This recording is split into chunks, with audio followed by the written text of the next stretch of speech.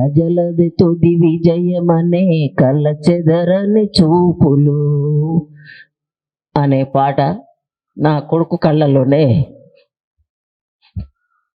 కనిపిస్తుంది. 10 సంవత్సరాలు చూస్తుండగానే గిర్రున తిరిగిపోయినాయి. వాడు మాకు నిరంతరం స్ఫూర్తినిస్తూనే ప్రతి క్షణం మా జ్ఞాపకాల్లో ఉంటూనే ఇవాళ రాకేష్ మరణంలో ఇలాంటి వివేకులను ఎందరినో తయారు చేసిందని చేస్తుందని తెలుసుకుంటూనే ఇవాల్టి అంశంగా యుద్ధం శాంతి గురించి చర్చించాలన్నప్పుడు ఇవాళ వేణన్న మాట్లాడే వరకు ఒక కన్ఫ్యూజన్ ఉండే.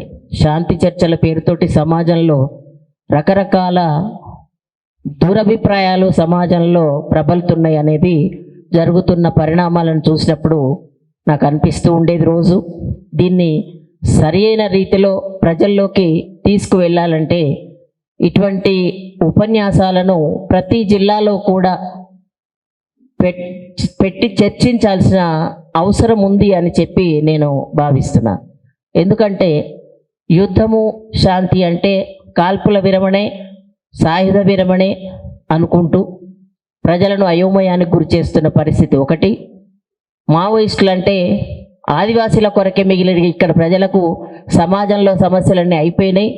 ఆదివాసీ ఎక్కడ ఎవరు మాట్లాడినా ఆదివాసీల కొరకు మావోయిస్టులు, ఆదివాసీల కొరకు మావోయిస్టులు. ఆదివాసీలతో పాటుగా ఇవాళ సమాజంలో నెలకొని ఉన్న అశాంతి, అసమానత, తర్వాత వివక్షత, ఇవాళ సనాతన ధర్మం ముసుగులో కొనసాగిస్తున్న ఇవాళ మోసాల పాలన, వీటన్నిటినీ అడ్డుకోవడానికి నిరంతర శక్తిగా ప్రబలాల్సిన యువతను నిర్వీర్యం చేస్తూ పక్కదారి పట్టిస్తూ ఇవాళ ఆ సమాజం కొరకైతే వాళ్ళు పాటుపడుతూ ఉన్నారో ఆ సమాజంలోని అస్తవ్యస్తమైన అవినీతికరమైన విధానాలతోటి కూనారిల్లుతున్న వాళ్లను ఆయుధాలుగా మలుచుకున్నారు. వాళ్ళు సాయుధులుగా కంటే ప్రజలనే ఆయుధాలుగా, ఏ ప్రజల కొరకైతే పనిచేస్తున్నారో ఆ ప్రజలనే ఆయుధాలుగా మలిచి మావోయిస్టుల మీద ఎక్కుపెట్టిన దుర్గతి ఇవాళ చూస్తున్నాం మనం.